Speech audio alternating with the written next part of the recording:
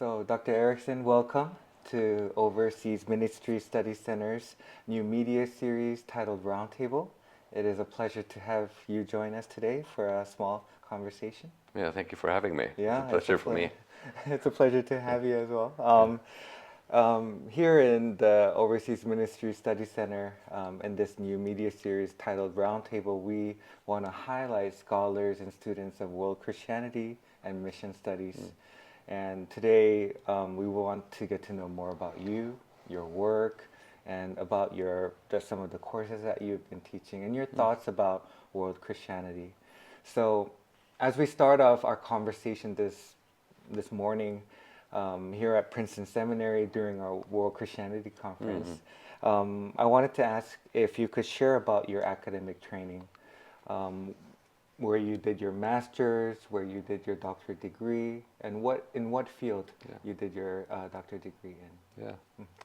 Well, thank you. I did my PhD at VID Specialized University. And when I started, it was called the School of Mission and Theology in Stavanger, Norway. It's one of the oldest educational institutions in our country, and it's one of the first one to have international students actually. And then it was a merger into now it's called VID Specialized University. I completed my PhD in 2019 in theology and religion, and my PhD was largely like a missiological project looking at reverse mission. It's still a contested term. But focusing on international, so-called migrant churches, and their from the global south, and their understanding and their practice of mission in the Western context, like Norway, but also looking at like the transnational frame of reference in the global context of that these churches had. And but before that, I did my other training in the U.S. So I did my bachelor, and I did an MA in Pentecostal charismatic studies, and then I did a DMin later, and an MDiv before that. All at Oral Roberts University in Tulsa, Oklahoma. But that was quite interesting. That's kind of where I got the first flavor of world Christianity, I think, because you had students from hundreds of many nations, and also sometimes children of these famous churches and so forth. So I really, and the migrant church scene as well. So that kind of gave me a flavor for world Christianity, and the church is large in the global context. Right, of course. Well, thank you for sharing that. And something I didn't know about your previous academic journey, that you did your bachelor's and master's here. So that's quite interesting. I was wondering also, when you said, when you talked about your doctoral studies, you mentioned about reverse mission. I was wondering if you can also share a little bit about your dissertation, what you did your dissertation project on.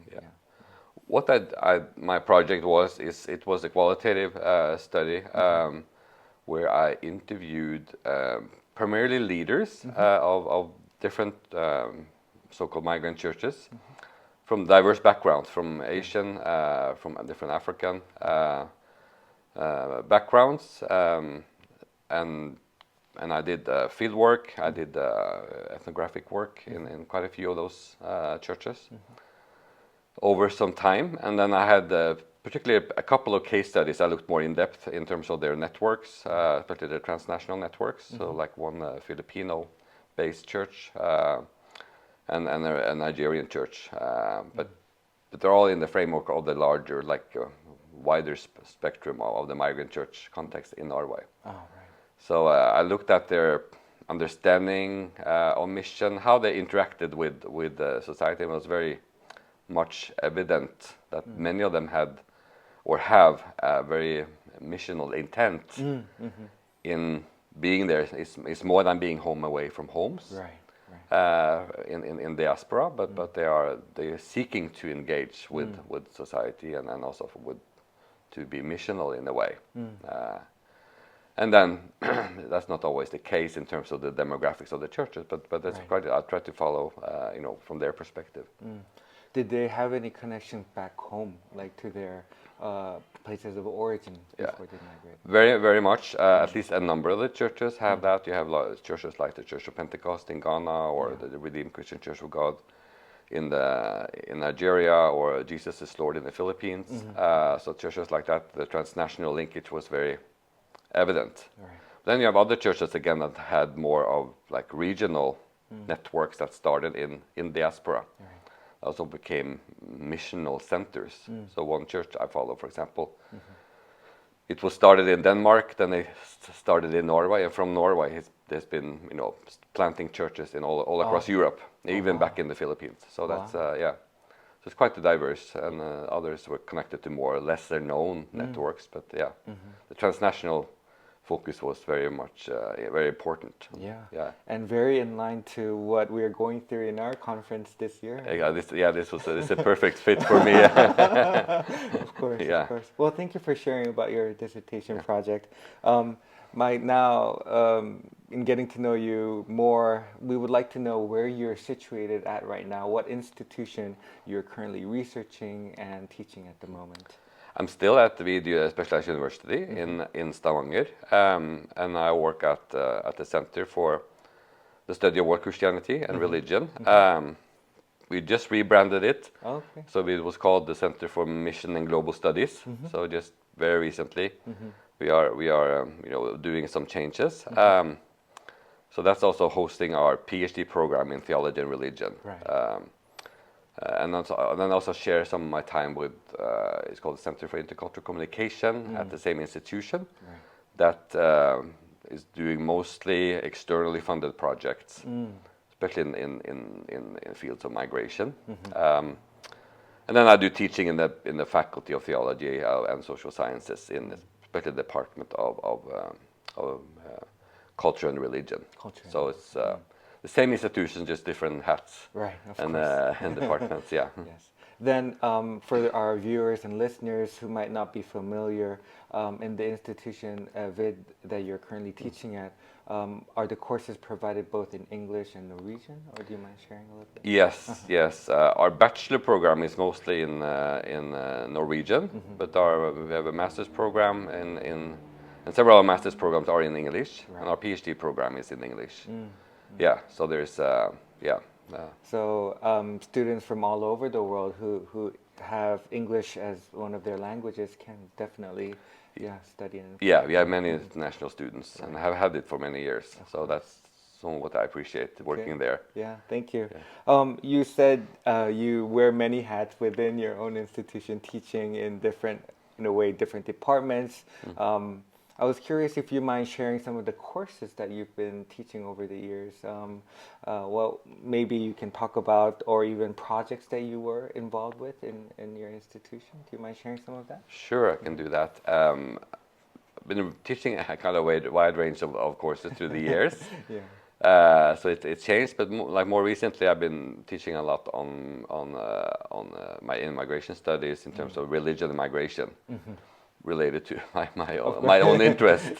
So I'm glad for that, both in our bachelor program and also in the PhD program. And that's sort of like a key interest. We have quite a growing research group in this field, and that's also flavoring our courses. And also teach courses like intercultural leadership, research methodology, and also taught on global Pentecostalism and stuff like that.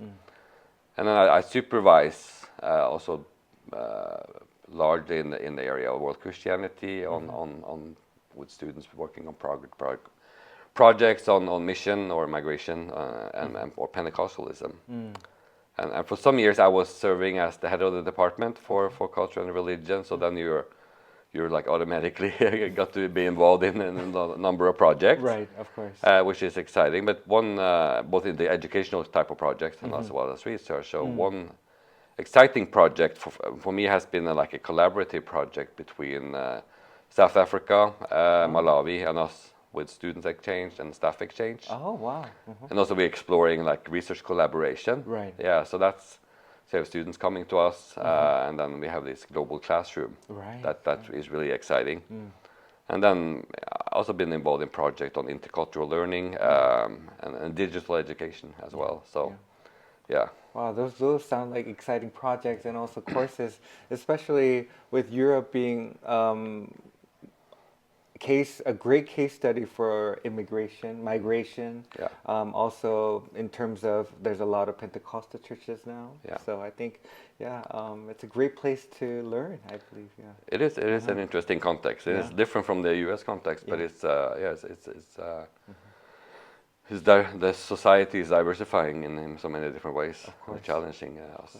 Yeah. Well, thank you for sharing about your courses and projects. I would like to now kind of highlight more. So we've talked about the course aspect, your background, but we would like to talk about your publications as well. You mind sharing your latest publication, whether that's a book, chapter, or a journal article? Sure. One forthcoming article this year will be an article on neo-Pentecostal responses to climate change and environmental concerns, focusing on African Pentecostal and neo-Pentecostal actors in that. And that article was inspired by the previous World Christianity Conference. Oh, really? on climate change and environmental concerns. Which was very helpful. So for that study, I did a digital ethnography, basically of different churches, but I focused in the article particularly on the Church of Pentecost in Ghana, and then the Redeemed Christian Church of God in Nigeria, and I also look at some of the selection of the neo-Pentecostal universities in their context and how they respond. Right. So that will be a chapter part of the forthcoming book on Pentecostal missiology and the environment, edited by Eugene Barron and Amos Young, to be published in Langham. And there's some of the things I take away from that, because it represented a new kind of venture of research from my own. I had not worked much with eco-theology or those kind of things. So it was kind of interesting to look at what these Pentecostal or neo-Pentecostal churches are doing, because like historically, evangelicals or Pentecostal are not known for being on the forefront of dealing with these issues, and much could be said about that. But it was quite fascinating to look a little bit, and there are many other scholars that have looked more in depth. But looking at some of what these larger ministries are doing, and kind of, but they also how they frame this in the wider context of their understanding of mission, which is interesting. So I kind of think I was reflecting more and more on the importance, at least for me, to look at these churches not only in light of their leaders or their preaching or theology on the stage or church activities, but also in light of their wider societal roles, as well as their institutions, which is also interesting in terms of the missiological discourse more generally. And it's also been sparking and interesting to follow them more on this in the years to come. So it's also in the terms of their potential, because of their influence, of course, how they're using or not using their platform in media and social media and so forth. So the transnational aspect is also interesting, that in terms of linkage to the diaspora, where you don't necessarily see the same engagement, but a little bit. But it's sort of like this reminder that theology is always contextual. Of course, yes. But that has been quite fascinating. Another article that will be coming out this year is a chapter, part of a book on PhD supervision. That it sort of comes out of an interinstitutional research school in the Nordic context. And I'm co-writing this article with my colleague Thomas Sundestrøen, also at VID, where we interviewed both supervisors and then PhD students from different backgrounds, cultural backgrounds, and discussing PhD supervision in context of post-colonial and other perspectives, kind of asking to what extent are institutions harbor, structural bias, this hidden curricula, Yeah. as far as like our programs and practices in as it was experienced. Yeah. So that was been interesting also thing to work. So I will be coming out this year. Wonderful. Those sounds like fascinating projects, especially for students regarding pursuing doctoral studies. Yeah. The second project that you mentioned also will be quite interesting. Yeah. Yeah, definitely. It's not been much done of that in our context, at least. Yes. Some more in the U.S. context, Of but course. very little in our context. Of course. Well, thank you for sharing some of your publications. Kind of building upon that, I'm wondering if you also could share some of the things that you've been personally working on.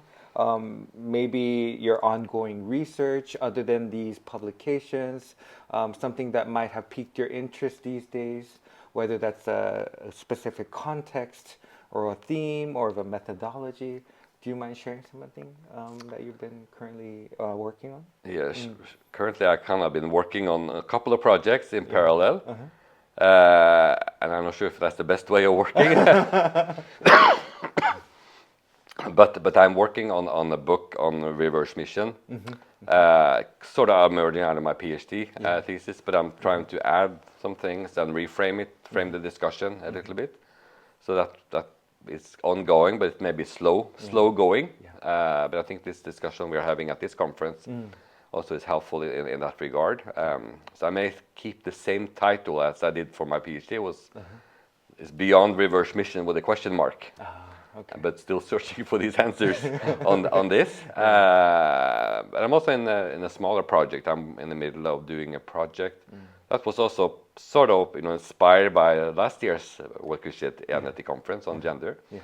So we are working on a project on women migrant pastors and leaders in the Norwegian evangelical / Pentecostal context. So we have done focus group interviews with women pastors and leaders across backgrounds, and trying to hear their experiences, basically how it is both within their own context, but also in reference to one another, also in reference to the wider ecumenical landscape and society. So so we have been in the middle of doing that. So we are looking also into doing some more interviews, more individual interviews with more leaders. So I'm doing this together with another colleague, Åse Miriam Smithster, who works at the Norwegian School of Leadership and Theology in Oslo. So I'm also affiliated with them. So I'm working part-time also for them. Another thing we are doing, sort of in the same area at this other Center for Intercultural Communication, is that we're doing trying to just started venturing into a mapping of the migrant church landscape. Okay. So the last mapping was done like 10-15 years ago, and the landscape is moving and shifting and changing, and it's very fluid. And I'm not sure how successful we'll be, but at least we'll try to update ourselves a little bit on that. So we'll do things for the Christian Council of Churches in Norway. So hopefully it will be something useful for a wider context. And I'm also hope to embark, and I just also started on a project on the next generation Christian migrants, because that's sort of a key issue to discuss. That we also discuss some at this conference, and their role in this landscape. And there's some interesting things going on in that, and also the migrant church's relation to civil society more generally. How is their roles in that? So we're kind of dreaming of some external funding for a project like that. So we'll see. But I'll be working on an application of some sort, but we hope to do something regardless of the money or not. So and then last thing I'll probably mention is just I'm also doing some digital ethnography on selected neo-prophetic segments of the wider Pentecostal charismatic segment of world Christianity. So a lot of different parallel things, but Well, definitely the main theme I'm hearing is migration, and also in your own book project is reverse missions. But also, it's quite interesting. All of these topics and projects that you're involved with is very, very important. Especially, I was listening to, I think it was your third or fourth project that mentioning the second generation. Now, I think now the first generation of migrants, settling down, building churches. But there's always this sometimes conflicts, sometimes issues, new things that develop within the second generation that takes a different route, I guess. So it'll be quite interesting to learn more about the projects. Just a brief comment. It's just some, and I'm thinking particularly of one church of a very ethnic church. The mother church is very ethnic, but the second generation is just they're doing it in Norwegian. And they're attracting youth and young adults from a wide different backgrounds, including Norwegians, and they're doing something quite new. Doesn't look like a Norwegian church. It doesn't look like the mother church. There's something in, and it has been attracting. They're even speaking of sort of like a revival. Oh wow! Phenomenon in their own words. So it's quite fascinating thing to see, because I think we've come to that point where the next generation is growing up, and they have to find their way in this landscape. Of course. Yeah. Well, thank you for sharing some of those projects. We look forward to hopefully reading more of your work that comes out, and look forward to the projects that you are in charge of. Now, kind of segueing to our last portion of our interview today. It is talking about world Christianity and your thoughts about world Christianity. My next question is regarding what you think about the state of the field of world Christianity is, maybe your thoughts about its future. As you engage with world Christianity, what are some of maybe the challenges that you might have faced as a researcher, as somebody that is doing these kind of different projects? What are some of the challenges that you might have faced within world Christianity? That's a good question. Yeah. And I'm sure I'm someone to answer that question well. But I think I do believe that the field of world Christianity will continue to be growing, and will be increasingly also needed. Given the contextual diversity, complexities of Christianity's migration, transnationality, and the list goes on. So and also particularly the relationship between different kinds of Christianities, also with Western Christianities. That I think that is very much will be needed to be discussed. I think there is still a challenge. This I'm just speaking for me personally. That in many both ecclesial Western contexts, Western ecclesial contexts, and perhaps also in academia, to realize kind of the scope and the impact and the role of what we may consider to represent world Christianity, in contrast or to Western, or we may say that I think that's kind of an outdated notion of mainstream Christianity, because like realizing the demographic shifts and the globalized world, I'm afraid sometimes we're not taking that really to heart, and what that means for theology, what it means for missiology, both for research but also on the ground. So oftentimes especially when doing research in this area, especially in the area of migration, it's still not on the forefront of maybe things that are considered important. Right. It's still on the fringe and the margin, so to speak. So I think the church has a lot of catching up to do, and also in the area of research, it's very little research in this, but it is growing. But the reality of the West, for the Western context, is like the indigenous Western churches are generally in decline, and they're predominantly white, just both culturally and otherwise. There are many exceptions, a growing number of exceptions in my context, but that's not necessarily the case with the migrant church. I'm coming back to my own interest here. Sorry for that, but that's sort of what I'm worked mostly on. But to how can we position the field in relationship to especially the Western, hegemonic past of these things. So and also in terms of practice, looking at practices, how going back to the migrant church scene, sorry for that, but how will they be viewed by the wider ecumenical churches that are established for hundreds of years? What about pastors from immigrant backgrounds in churches that not only in immigrant churches, the relationship and collaboration in terms of mission, and there are a number of initiatives in both research and on the ground in this, but I think there's much to be explored, and much potential for both like theological and missiological reflection in this, more research on this. So I really like, we talked earlier, I really like the theme for this conference. Right, of course. I think we should be challenged in terms of how we position, how we frame, how we think of and speak of theology of mission, because we are still in many ways stuck in the past in the way of thinking. Well, thank you for sharing that.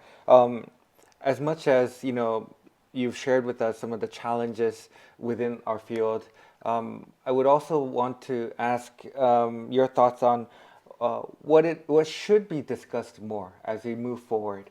Other than these reflecting back on some of the things that we've talked about. Yes, issues of migrations, issues of gender that have come up in our conference itself too.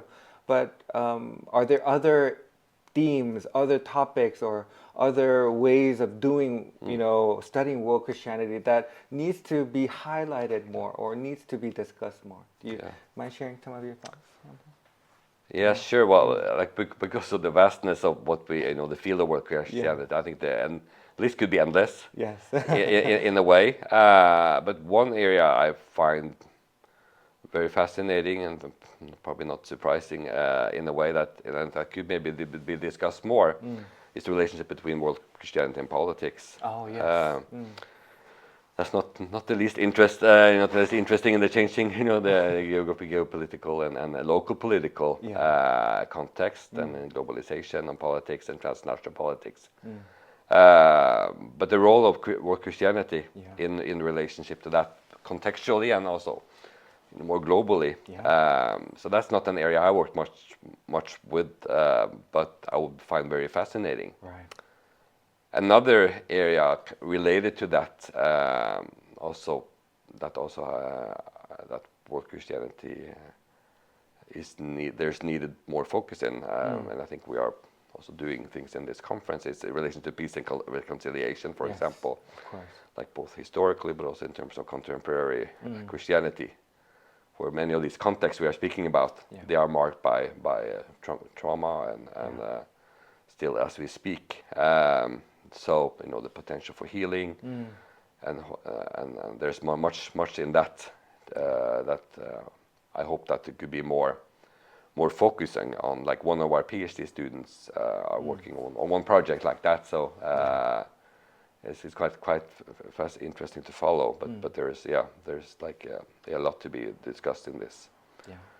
But then I think also I think we also need to, in my mind, more fundamentally, still need to discuss more about mission itself. And relationship between world Christianity and mission and missiology. That can both conceptually, philosophically, theologically, and otherwise, and not the least from the perspective of the global church, and from the global south. Both in relation to reverse mission, as we reverting back again, but as also reflects in this conference, but also like in the global context with these actors. So, what is also the role of research, academia in relation to how we frame it, how we are approaching it, because it's just realizing the massive mission movements taking place as we speak in so many different places in the world. You know, at least my perception is that mission is not only something of the past; it's very much something of the present. Yes, ongoing. And that reality is very much alive. And I think there's need to you know, come back to basics in a way and discuss that very much. Of course. Yeah. Well, thank you for sharing that, and I think that's so true in the political climate that we are in. Issues of nationalism, issues of still countries or contexts that need reconciliation and peace building. Yeah. And as you said, still ongoing, you know, conversations between world Christianity and missions, and very much needed within our field. So thank you for sharing your thoughts about that. As we end our conversation today, there is an impromptu question that I like to ask my guests, and that is filling out the rest of this sentence, and that is world Christianity is, and then I would ask you to fill out the rest of that sentence, but it doesn't have to be so where you draw from a book or from a journal article, but what comes to mind? We had this conversation for about, I think, 20-30 minutes right now. What comes to mind when you try to complete that sentence from you personally? World Christianity is? Do you mind showing? I would just from spontaneously say the future of Christianity. The future for Christianity. Good. Because it's we need to realize everything is world Christianity in one way. Right. Yeah. Of course. Well, thank you for that. I think that's a wonderful answer. Again, thank you so much today. Thank you for having me. Yes, thank you so much, Yeah. and many blessings to you as you continue on your projects and your teaching. And once again, thank you for joining us in the OMSC's Roundtable. Thank you. Likewise for the center. All right. And for your work. Thank you.